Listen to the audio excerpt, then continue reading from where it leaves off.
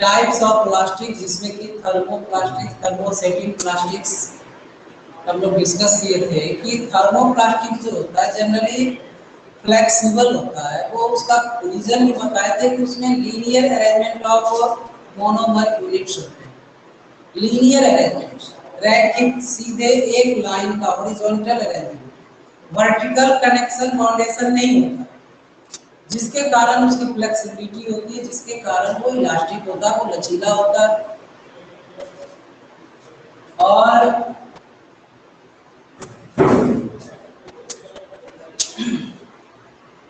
Thermosetting में चूंकि cross necked arrangement होते हैं मोनोमर यूनिट्स के, यानी वो हॉरिजॉन्टली तो कनेक्टेड होते ही, बॉन्डेड होते ही है, साथ ही साथ वो वर्टिकली भी एक दूसरे से बॉन्डेड होते हैं, and that is why their shape is fixed, they cannot be flexible or elastic, and this due to this reason thermosetting plastics once take the shape again cannot change its shape। एक बार thermosetting plastic जो shape ले लिया, फिर उसमें कोई changes possible नहीं है। That means thermosetting plastic cannot be remolded even on heating, but thermoplastic can be molded into various shapes again and again on heating, because it becomes soft on heating and hard on cooling। Thermoplastic को जब हम गर्म करते हैं तो वो soft हो जाता है, और जब ठंडा करते हैं तो वो हार्ड हो जाता है, लेकिन ऐसा थर्मोसेटिंग में नहीं होता। तो ये सारी चीजें हमने देख चुके थे, इसके यूजेस भी देख लिए अलग अलग टाइप्स के। कुछ प्रॉपर्टी है प्लास्टिक्स के, जैसे थर्मल कंडक्टिविटी हो गया, कुछ इफेक्ट्स भी हैं इसके कि किस प्रकार के कंडीशन के कारण इनके यूजेज होते थे। ये सारी चीजें हम लोगों ने देख लिया। अब आज हम लोग बात करेंगे plastics and environment. Plastics and environment, that means what is the effect of plastics on our environment. हमारे एनवायरनमेंट पे, इस एनवायरनमेंट पे प्लास्टिक्स का क्या इफेक्ट है। How is plastic affect, how do plastics affect the atmosphere, affect the environment। तो आगे बढ़ने से पहले हम थोड़ा इसके बारे में जान लें कि प्लास्टिक्स कैसा होता है, किस प्रकार का मटेरियल है, किस प्रकार का सबस्टेंस है।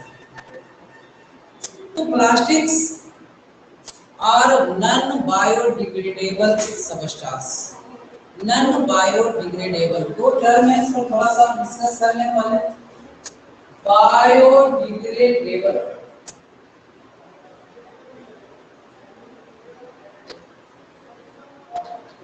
And non biodegradable.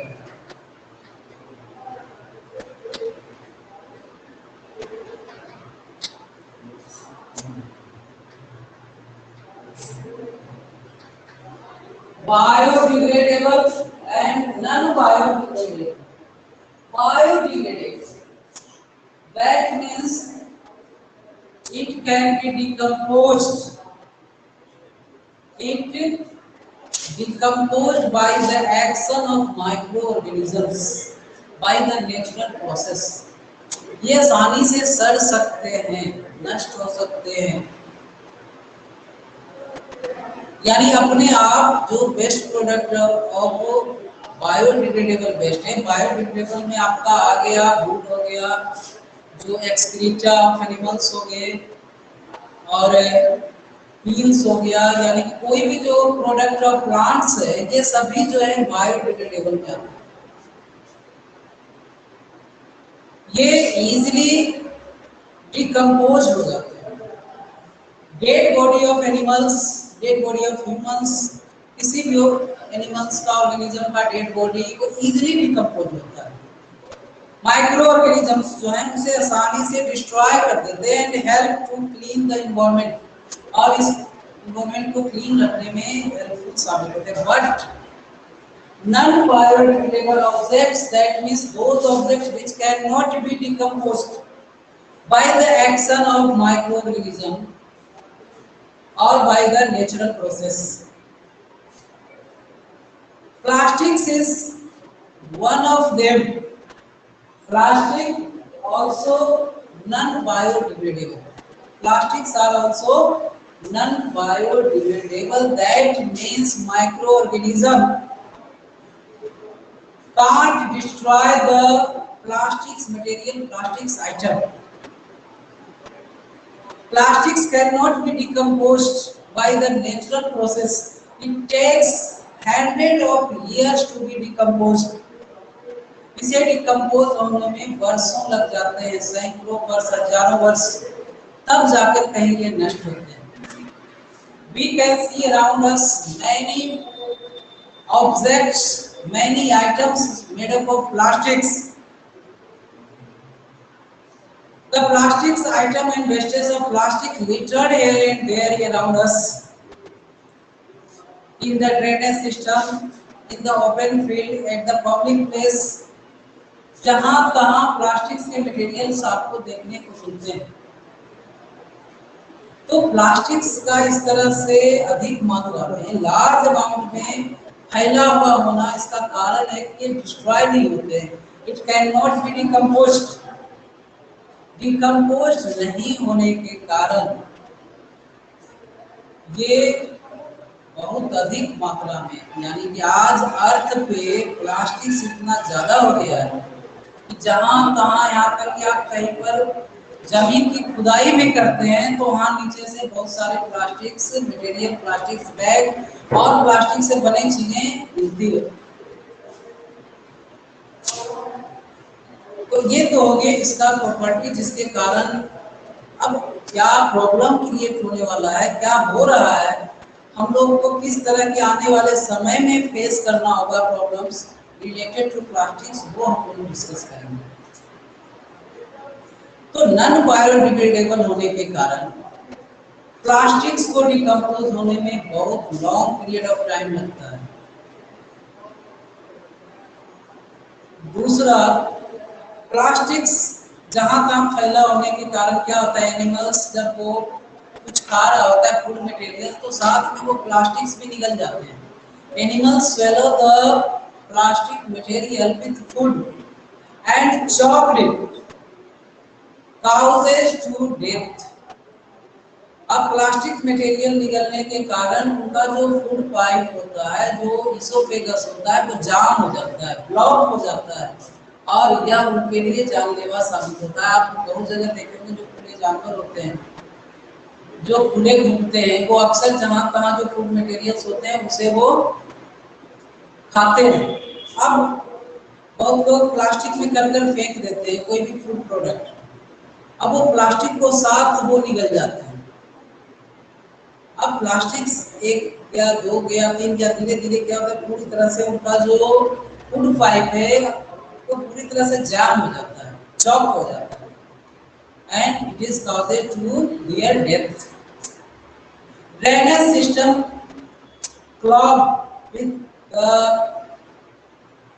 carelessly scattering of plastics materials. Plastic material को हम लोग लापरवाही से जहां तहां फेंक देते हैं. अब उसमें से कुछ बहकर या उड़कर वो ड्रेनेज में चला जाता है, नाले में चले जाते हैं, और जो ड्रेनेज सिस्टम को पूरी तरह से ब्लॉक हो जाता है. As a result, the stagnant water, the dirty water, spread on the street, on the path where we walk, and it provides a shelter for the germs causing disease. Disease causing germs के लिए यह shelter provide करते हैं. अब पानी जाम हो गया, नाले जाम हो गए, वहां पर गंदगी जो है बढ़ गया, वहां पर बहुत सारे माइक्रो ऑर्गेनिजम्स डेवलप होते हैं, and they are responsible to spread the disease. और वही सब जो होते हैं बीमारी फैलाने के लिए जिम्मेदार होते हैं। तो it is also our individual awareness, और we should aware about it to minimize the uses of plastics material. In many states have already totally banned the use of plastics, but not only by the implementing in the law of constitution or by the states. It is the duty of each person individually to care and to minimize the use of plastics material. How can we minimize? By using the alternatives. इसका alternatives use कीजिए, by reusage of it. एक ही materials को अलग अलग कामों में use कीजिए। एक बार जो प्लास्टिक बैग्स को यूज किए बार बार उसी का यूज कीजिए। जहां तक पॉसिबल हो प्लास्टिक बैग का, प्लास्टिक मटेरियल्स का यूज न करें। रिसाइकलिंग होना चाहिए, इसका प्रॉपर अरेंजमेंट हो, जहां भी वेस्टेज हो प्लास्टिक का उसका प्रॉपर ढंग से हम सेपरेट रखें, और जो भी हमारे नियर बाई जो रिसाइकलिंग फैक्ट्री है वहां पर इसको पहुंचाया जाए। कारण क्या है, इस तरह से हमें ध्यान रखना क्यों जरूरी है? तो as we know that on burning the plastics releases the toxic gases in the atmosphere which affects the atmosphere and which is harmful for us or to survive in that climate, in that atmosphere. By burying in the soil causes soil pollution. अगर हम जमीन के नीचे गाड़ देते हैं, दबा देते हैं तो वो सॉइल पोल्यूशन करता है। अब सॉइल पोल्यूशन से क्या होगा? एग्रीकल्चरल जो क्रॉप प्रोडक्शन है वो अफेक्ट होता है। केयरलेसली अगर हम इसको जहां तहां फेंक देते हैं तो ड्रेनेज सिस्टम ब्लॉक होते हैं, एनिमल्स इसे निगल सकते हैं, उनका डेथ हो सकता है। तो ये सारे जो हार्मफुल इफेक्ट्स है ये हैं किसके? प्लास्टिक से। एंड इसी को लिमिटिंग करने के लिए, इसी को कम करने के लिए 4 RS हम लोग पढ़ते हैं, 4 रूल्स। वो क्या है? जनरली 3 यूज किया जाता है।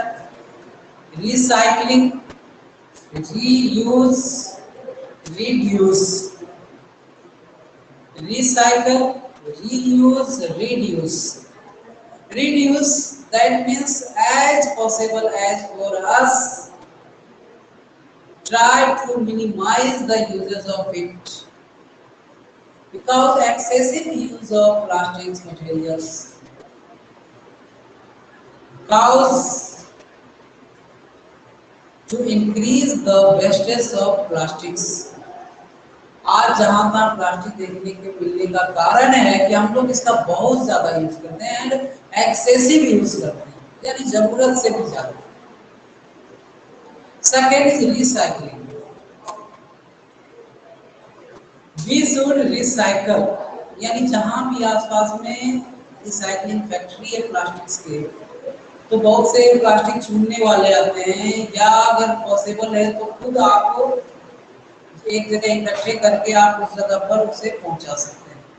वहां पर क्या होता है, फिर से वही सेम प्लास्टिक्स का कोई और मटेरियल प्रोडक्ट बनाने में यूज किया जाता है। लेकिन अगर हम उसे ऐसे ही फेंक देते हैं तो उसके जगह पर फिर नए मटेरियल्स, नए प्लास्टिक प्रोडक्ट तैयार किए जाते हैं, जो amount of waste of plastics को इंक्रीज करता है। जितने ज्यादा हम new products of plastics use करेंगे उतने ज्यादा amount of wastage of plastics जो है वो बढ़ता जाएगा, प्लास्टिक वेस्ट का अमाउंट बढ़ता जाएगा। रीयूज, एक ही मटेरियल को बार बार यूज कीजिए। मान लीजिए एक प्लास्टिक बोतल है, तो बोतल में ऑयल लेके आया तो ऑयल खत्म हो गया, उसका यूज कुछ और रखने के लिए, अनाज रखने के लिए, पानी रखने के लिए, कोई भी मटेरियल के लिए अल्टरनेटिव्स के रूप में हम उसका यूज कर सकते हैं। कोई भी प्लास्टिक बैग से एक बार कोई सामान उसमें लेके आए, उससे बार बार कोई और दूसरे सामान के लिए यूज कर सकते हैं। कहने का मतलब रीयूज, एक ही चीज को बार बार यूज करके भी प्लास्टिक वेस्टेज को कम किया जा सकता है। अब चलिए इसके बाद नेक्स्ट लेसन हम लोग स्टार्ट करते हैं। इसके एक्सरसाइजेस आपको भेज चुके हैं। आप अब तो लिखना है ही, साथ में आप याद भी करते जाओ। दिन भी कम है, समय भी नजदीक है। और आपको जानकारी के लिए बता दें कि आपके पीरियोडिक टेस्ट में 4 लेसन आएंगे, 1 2 3 4।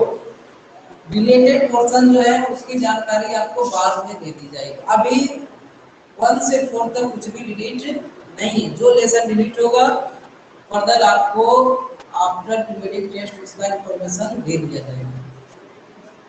2 लेसन पॉसिबिलिटी है डिलीट होने की। वो कौन सा 2 लेसन होगा उसकी इंफॉर्मेशन आपको बाद में दिया जाएगा। अभी जो भी आपको दिया जा रहा है, प्रोवाइड किया जा रहा है, उसको कंप्लीट करें। तो ये लेसन 3 है और ये कंप्लीट हुआ। नेक्स्ट क्लास में हम लोग lesson 4 metals and non metals start करेंगे। तो आज के लिए इतना ही रहने देते हैं। न्यू लेसन के साथ हम लोग नेक्स्ट क्लास में आएंगे। आप लोग तैयारी जारी रखें, कोई कमी नहीं रहने दें। आज से चैट सेक्शन हम ओपन करने जा रहे हैं। जो भी डाउट हो, प्रॉब्लम्स हो, आप पूछेंगे। एक बार फिर से आपको हमें हिंट करना चाहेंगे कि प्रॉब्लम्स के अलावा आप कोई चीज, कोई मैसेज नहीं करेंगे। केवल कोई क्वेश्चन, कोई टॉपिक समझ में आया, नहीं आया, इसी से रिलेटेड आपके क्वेश्चन होने चाहिए। ये टॉपिक हमें समझना है, ये क्लियर नहीं है, ये लेसन में ये पॉइंट को फिर से एक्सप्लेन करना। इसके अलावा या कोई क्वेश्चन आपका है, क्वेश्चन आप दे सकते हैं। इसके अलावा कोई हालचाल, किसी तरह का ग्रीटिंग्स कुछ भी नहीं करना है। तो आज से चैट सेक्शन हम ओपन करेंगे। आज तक बंद किए हुए थे। आप मैसेज जो भी करेंगे वो केवल आपका सिलेबस से संबंधित और प्रॉब्लम होना चाहिए। बाकी की इंफॉर्मेशन आप ऑफिस से लेंगे, क्लास के थ्रू, मैसेज के थ्रू कुछ नहीं मिलेगा। That's all, thanks. अच्छा बताया।